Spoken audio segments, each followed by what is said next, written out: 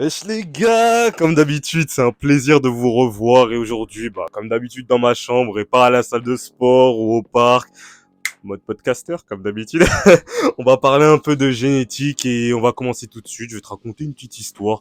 Alors, tu sais, je sais pas si tu regardes les mangas ou si t'es fan de football, mais souvent dans les mangas, comme par exemple Naruto, dans les shonen, on va traiter du sujet de l'acquis, l'inné et le travail. En gros, le génie versus le gars qui travaille et dur. Alors par exemple, je sais pas si tu connais par exemple Rock Lee, c'est un gars, c'est un raté, il a rien pour lui, mais il va travailler dur pour se hisser au niveau des plus hauts.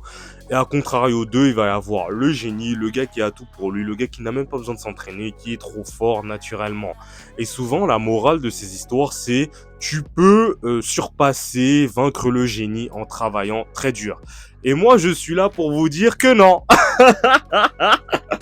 Alors, ce que j'essaie de dire par là, blague à part, c'est que il va y avoir une hypocrisie, un mensonge derrière ce sous-texte-là.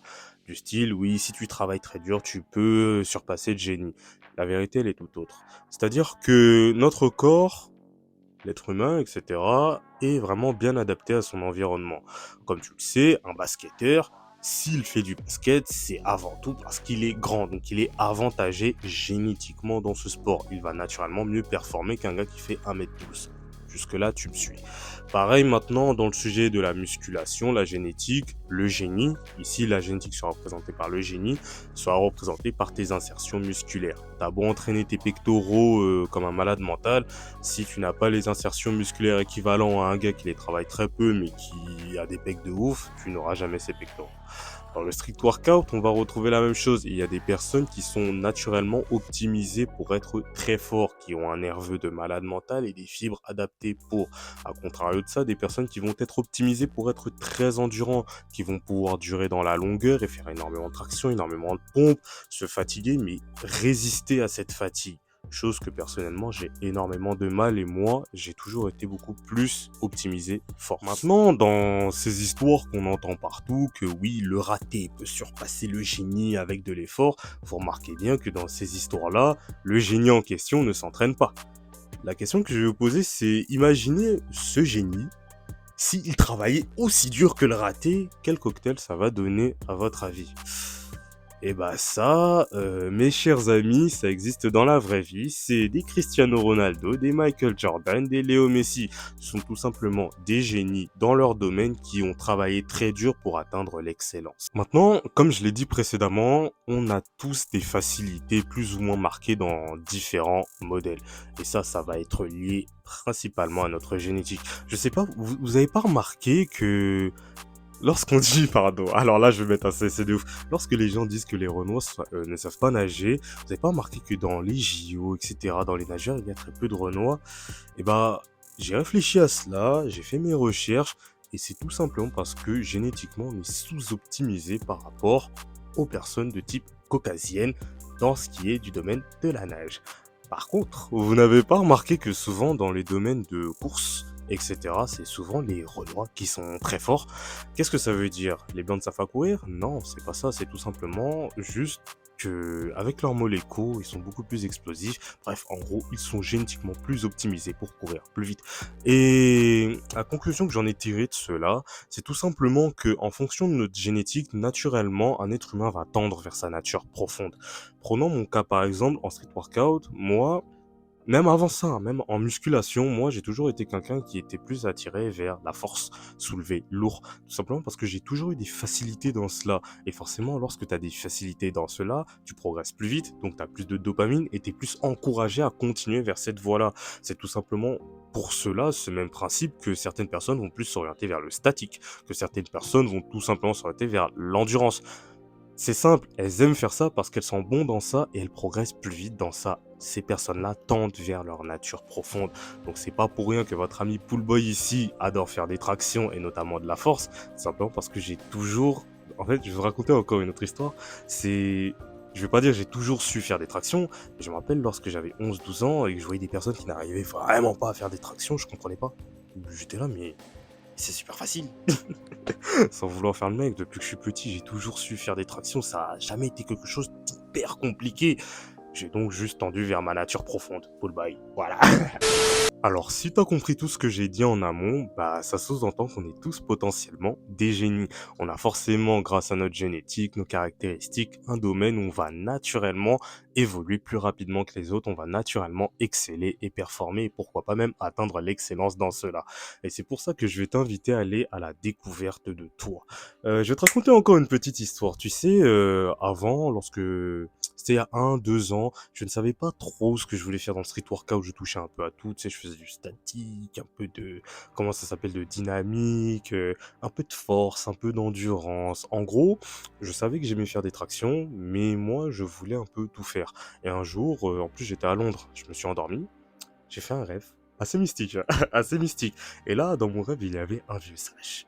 Et ce vieux sage, je lui ai posé une question, je lui ai dit, mais je dois faire quoi? Vraiment, qu'est-ce que je dois faire? Je sais pas ce que je dois faire dans le street workout. Assez drôle, je sais. Et là, il m'a répondu, et là, ça m'avait vraiment marqué.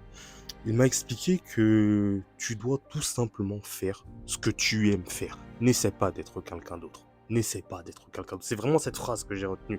D'ailleurs, lorsque je me suis réveillé parce que j'ai un carnet de rêve, j'ai vraiment noté cette phrase. N'essaie pas d'être quelqu'un d'autre, Pool Boy. Et c'est depuis ce jour où je me suis nommé Pool Boy.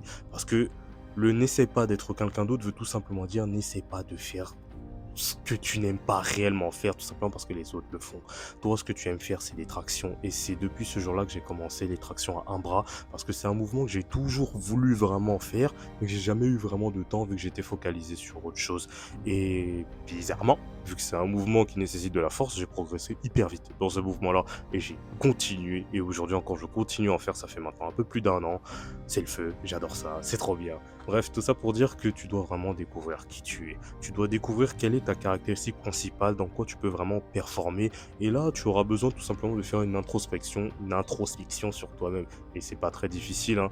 La question que tu dois te poser, c'est qu'est-ce que tu aimes faire? Tu aimes faire des tractions, des dips, des pompes? Qu'est-ce que tu aimes faire? T'es plus à l'aise en tirage ou t'es plus à l'aise en poussée? Et là, naturellement, il y a une voix qui va se dégager devant toi. Il y a des personnes, bah, ils ont toujours su que eux, ce qu'ils aimaient faire, c'était du statique. Il y a des personnes, à contrario d'eux, c'est que ils veulent faire du statique, mais lorsqu'ils font du statique, ils se rendent compte que ils progressent pas aussi vite qu'ils voudraient, et par contre, lorsqu'ils vont faire autre chose, ça vole. J'arrive pas à siffler. Bref les gars, je m'égare un peu, mais tout ça pour te dire que une fois que tu as fait une introspection sur toi-même, que tu sais sur quoi tu es vraiment bon, que tu as découvert ta nature profonde, moi dans mon cas personnellement c'était le tirage, le pull, la force, c'est vraiment ça dans lequel j'ai envie d'exceller, et ben tu dois tout simplement passer par une phase d'acceptation. Oui, nous sommes dans une vidéo assez mystique, je le sais, mais bref, tranquille, continue de m'écouter. Tu dois passer vers une phase d'acceptation de toi. Je te dis ça parce qu'il y a des personnes qui vont naturellement être bons, qui vont vraiment naturellement être bons dans un domaine, vraiment dans quelque chose, mais qui vont tout simplement ne pas l'accepter, refuser, vouloir parce qu'ils veulent, au fond, faire autre chose. Par exemple, une personne qui est naturellement trop forte en front lever, mais qui veut à tout prix faire de la planche, et qui, à cause de cela, néglige son front lever, alors qu'elle aurait pu atteindre un potentiel démentiel sur cela, mais qui va, à contrario de cela, se concentrer sur de la planche, de la planche, de la planche, de la planche. En soi, tu fais ce que tu veux. Maintenant, si et seulement si tu souhaites atteindre l'excellence, que tu souhaites optimiser ta génétique, ce qu'on t'a donné, le cadeau que tu dois selon moi passer par une phase d'acceptation. Ok, sur quoi je suis bon? Qu'est-ce que j'aime faire? Moi, ce que j'aime faire, c'est du front lever, j'ai envie d'atteindre l'excellence dans le front lever, accepte-le. Accepte-le. Et même, c'est pas grave si t'es pas le meilleur en endurance. C'est pas grave si t'es pas le meilleur en nanaï nanana. Toi, ce que t'aimes faire, c'est du front lever. Et j'ai envie de te dire un truc, on va l'aborder plus tard, donc je vais pas te le dire tout de suite. Continue de regarder la vidéo. Selon moi, les gars, l'acceptation de soi va être l'un des piliers qui va t'emmener vers l'excellence. C'est pour moi le truc qui va faire que tu vas bien utiliser ta génétique à bon escient. J'expliquais précédemment que des joueurs comme Cristiano Ronaldo ou Messi étaient tout simplement des personnes qui avaient compris dans quoi ils étaient bons et ils ont tout simplement excellé dedans. Prenons Lionel Messi. C'est un nain, il fait pas 2,48 m et tu comprends que son jeu de tête n'est pas le meilleur du monde. Il a pas mis 46 000 buts de la tête, à contrario de Cristiano Ronaldo. Est-ce que vous pensez sincèrement que il s'est concentré sur son jeu de tête, et à l'entraînement, il faisait que des têtes, des têtes, des têtes, tout simplement parce que c'était l'un de ses points faibles? Pas du tout. En tout cas, je pense pas. Moi, je pense qu'il s'est principalement focalisé sur sa vision de jeu et sur ses dribbles, parce que ce sont ses plus gros points forts. Le fait de voir le jeu tel que personne ne peut le faire et réussir à éliminer tout le monde avec des changements de tempo ultra rapides. Tout simplement, il a tendu vers sa nature profonde, là où son corps, sa génétique lui a dit d'y aller, et il a tout simplement atteint l'excellence dans ce domaine-là, et il est devenu le plus grand dribbleur de l'histoire du football. L'un des plus grands, parce qu'il y a Ronaldinho aussi. Tout ça pour te dire que, je l'ai déjà dit dans mes précédentes vidéos, au lieu de te focaliser sur tes points faibles, concentre-toi sur tes points forts, parce que c'est tes points forts qui vont t'emmener là où tu dois être en fait. C'est pas ton point faible. Et je le dis souvent, c'est la métaphore du poisson qui rêvait de voler. Certes, toi, tu es un poisson, peut-être, je l'espère. Et ta nature profonde veut que tu tendes à rester dans l'eau, à respirer dans l'eau. Et maintenant, je ne sais pas pour X ou Y raison, parce que l'herbe est toujours plus verte ailleurs, tu désires voler, tu désires aller dans le ciel. Maintenant, tu vas développer tes ailes, tu vas probablement peut-être réussir, beaucoup vont échouer, mais imaginons que même en tant que poisson, tu réussis à voler et développer des ailes, tu as évolué, tu as transcendé ta nature de poisson. Penses-tu sincèrement que tu seras au niveau d'un aigle royal? Moi, je pense pas. Tu auras ton petit niveau, certes, tu pourras t'amuser à voler, mais ta place, elle est dans l'eau, mon pote. Elle est pas en haut. Faut comprendre que dans cette vidéo, je ne parle vraiment pas que de street workout, hein, je parle vraiment de tout et n'importe quoi. J'allais dire quelque chose de super important, c'était au sujet de la connaissance de soi. Peut-être que certaines personnes vont me dire: «Oui, mais Poolboy, moi je sais pas c'est quoi mon talent, je sais pas dans quoi je suis vraiment fort». Et bah, dans ce cas-là, je vais te donner une petite astuce. C'est tout simplement, essaie d'analyser les choses que tu trouves hyper simples et que les gens trouvent compliquées. Ça, c'est vraiment un très bon indicateur. Par exemple, je vais te raconter une petite histoire, ça n'a rien à voir avec le sport en plus. C'est moi, j'ai du mal avec la visualisation en 3D et l'orientation. C'est-à-dire que lorsque je conduis, oui, j'ai beau voir cette rue, si je reviens une semaine après, j'ai oublié. Je me dis, putain, je suis déjà passé par ici, mais je connais pas le chemin. Et moi, il y a un pote à moi qui me disait, ouais, j'ai pas de talent particulier, etc. Mais il a pas remarqué que moi, j'ai remarqué quelque chose. Pardon, je me réexprime. Il a pas remarqué quelque chose que moi, j'ai vu de mes propres yeux. C'est-à-dire que lorsque on avait à l'âge de 14 ans, etc., lorsqu'on était en scooter, il lui suffisait de passer une fois à un endroit pour mémoriser le chemin. Ensuite, il n'avait plus besoin de GPS. Il avait une mémoire visuelle incroyable et encore aujourd'hui, à 25 ans, je lui dis, putain, vraiment, t'es fort dans ce domaine-là. C'est-à-dire, on a beau aller à Guingamp, vraiment à Guingamp, on va se retrouver dans une route paumée, etc. S'il est allé une fois, il va revenir à Guingamp 3 semaines plus tard, va savoir se repérer. À chaque fois, il me dit, mais on est déjà passé par là. Rappelle-toi. Et moi, je dis, mais j'ai oublié. Il dit, mais tu fais exprès. Non, je fais pas exprès, c'est juste que t'es mieux que moi dans ce domaine-là. Bref, tout ça pour te dire que lui, dans le domaine de la mémorisation, dans le domaine du repérage dans l'espace, il est clairement au-dessus de moi. Et c'est quelque chose qu'il n'arrive pas à se rendre compte. Il est pas que au-dessus de moi, il est au-dessus de tout mon groupe d'amis d'ailleurs.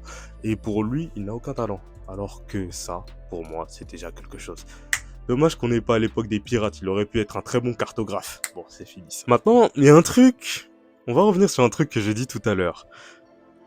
Si nous sommes tous des génies dans quelque chose, au final, nous sommes tous normaux. Personne n'est un génie si nous sommes tous des génies. Ce que j'essaie de te dire, excuse-moi, c'est que toi, dans le domaine où tu veux exceller, performer, devenir beaucoup plus fort, beaucoup plus puissant, rapide ou je ne sais pas quoi, tu dois développer le désir de puissance. Tout simplement parce que tes points forts génétiques, c'est bien beau. T'es génétiquement optimisé pour courir vite. Mais nous sommes des milliards d'êtres humains. Il y a énormément d'êtres humains qui sont optimisés pour courir vite aussi. Qu'est-ce qui font la différence? Qu'est-ce qui fait, pardon, la différence entre nous? C'est tout simplement le désir de puissance. Si nous sommes tous des poissons dans l'eau, il y en a qui sont des véritables requins, pendant que d'autres restent juste des poissons. Ce que j'essaie de te dire, c'est que toi, en tant que poisson dans l'eau, tu dois chercher à devenir le requin le plus puissant des mers. C'est pas en restant dans ta zone de confort, en restant sur ta génétique. Rappelle-toi au début de la vidéo, qu'est-ce que j'ai dit? C'est, tu sais, la métaphore du raté, du génie. Alors, si t'es le type de génie qui n'utilise pas son potentiel, qui ne s'entraîne pas dur, qui ne cherche pas à exploiter justement le cadeau qu'il a de base, tu vas te faire rattraper par un gars qui n'a aucun talent mais qui travaille plus dur que toi. Là, dans ce cas-là, oui, tu vas te faire rattraper. Mais si tu es quelqu'un, par exemple, qui est naturellement fort, qui est optimisé pour être fort, et en plus de ça, tu t'entraînes comme je ne sais pas qui, tu passes énormément de temps à l'entraînement, tu es sérieux et discipliné dans ton travail, tu vas tout simplement atteindre la stratosphère, tu vas tout simplement exceller dans ton domaine parce que tu possèdes la génétique, le bon pattern, les bonnes caractéristiques, et tu mets là cela, le travail, la répétition, encore et encore. Le cocktail de cela donne tout simplement ce que j'appelle le véritable génie. Et si tu comprends tout ce que je suis en train de te dire, c'est que les génies, ça n'existe pas. Les génies, en fait, ça n'existe pas. Les génies, c'est tout simplement des personnes qui travaillent dur et qui sont en accord avec leur nature profonde. Un génie, c'est juste un gars normal qui juste tend vers sa nature profonde, qui sait où il doit aller et qui travaille dur pour exploiter là où il est bon, naturellement. Donc oui, tu peux toi aussi devenir un génie, tu peux potentiellement atteindre un niveau de malade mental, si et seulement si tu tends vers ta nature profonde et tu mets le travail nécessaire derrière. Maintenant les gars, il ne faut pas non plus être un extrémiste. Forcément, on va avoir des points forts et des points faibles. Moi, ce que je te dis juste, c'est que la plupart de ton temps doit être focalisé au développement de tes points forts. C'est la chose la plus importante. Suis toujours la loi de Pareto. Et c'est quoi le contraire de majorité? Minorité? La minorité de ton temps, voilà, doit être consacré à tes points faibles. C'est-à-dire que, imaginons que tu sois un boxeur et que toi, ce que tu kiffes, c'est les contres. Forcément, toi, tu vas jouer à distance, tu vas essayer de garder ton adversaire le plus loin de toi. Maintenant, imaginons que tu te retrouves dans une situation où tu es dans un fight, combat rapproché, où tu dois te démerder. Forcément, là, moi, ce que je vais te conseiller, c'est de quand même un minimum bosser ton combat rapproché au cas où si ça arrive. Faut pas que ça devienne ton arme principale, il faut juste que ça t'aide à t'en sortir de certaines situations. Au même titre que Messi. Messi est un footballeur, je vous ai dit qu'il n'a pas marqué 10 000 buts de la tête, il en a déjà marqué. Tout ça pour te dire que même si son point fort n'est pas la tête, ça montre qu'il a déjà travaillé son jeu de tête. Même si c'est pas sa plus grande des forces, il l'a déjà fait. Moi, ma force, ça va être le tirage. Ça ne veut pas dire que je ne travaille pas ma poussée, pardon. C'est pas parce que moi j'aime le tirage, je ne fais que ça, que je néglige la poussée derrière. Maintenant, ce que je dis, c'est que moi, la poussée, c'est pas 80% de mon entraînement. C'est mort, c'est hors de question, c'est 20%, tout simplement. La majorité de mes entraînements sont liés au tirage, et la minorité de mes entraînements sont liés à la poussée, tout simplement parce que, un peu de polyvalence quand même, un peu. Et c'est quand même mon gros point faible, et je dois quand même un minimum le bosser. Si je veux tout simplement faire des dips, ou si je veux un jour développer, je ne sais pas, la planche, ou même pour le handstand, etc., les mouvements de poussée sont très utiles pour moi. Et c'est des mouvements que j'aime faire. Mais, le pull est plus important. Maintenant, ça peut aussi être tout simplement une dérivée de ta compétence principale. Tu sais, les gens qui sont naturellement plus bons en tirage vont naturellement développer le front lever. Tu sais, la figure statique qui nécessite un bon tirage. A contrario, des personnes qui vont être très bons en poussée, elles vont plus s'orienter vers la planche et les handstand push-up par exemple. Donc en gros, elles suivent leur ligne directrice et elles se diversifient. Même si ça va pas être leur plus grande force, par exemple les gens qui font du street lifting, tu vois bien que les personnes qui sont très très très très fortes en dips, souvent sont très très fortes aussi en SN push-up. Et les gens qui sont très très très forts en traction, souvent elles sont très très fortes en front lever. Voilà, tout simplement. Maintenant, mon jeune ami, tu as compris que tu devais identifier tes forces et tes faiblesses et que tu devais passer par une phase d'acceptation. Donc, que tu as compris que tu étais un poisson et que tu devais devenir maintenant un requin tueur et que tu devais nager. Il faut que tu comprennes que le voyage sera long. Tu sais, il y a une règle qui stipule que si tu passes, c'est la règle des 10 000 heures, si tu passes 10 000 heures dans un domaine d'expertise, tu peux devenir un expert. Je suis pas d'accord avec cette règle. Du moins, je vais apporter une petite nuance. La règle stipule que, en moyenne, on a remarqué que les grands experts dans leur domaine ont consacré au moins 10 000 heures d'apprentissage pour atteindre la maîtrise et l'excellence.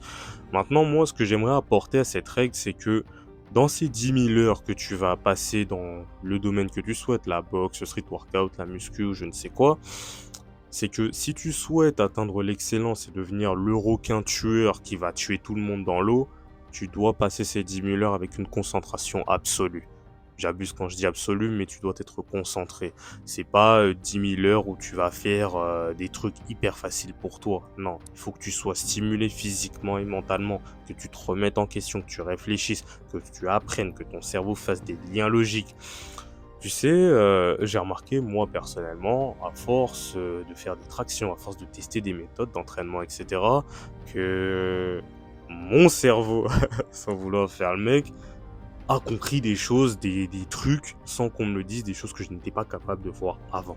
Tout simplement, j'ai pas d'exemple en tête, mais de ça pour te dire que lorsque tu te concentreras dans ton entraînement, lorsque tu t'investiras corps et âme dans le domaine que tu souhaites performer, t'améliorer, atteindre l'excellence, tu atteindras l'excellence et tu deviendras un véritable requin tueur si et seulement si tu y mets toute ton âme, si tu fais preuve d'une concentration absolue, d'une remise en question lors de tes entraînements. C'est pas 10 000 heures où tu fais n'importe quoi, t'essaies, et Inch'Allah, quoi.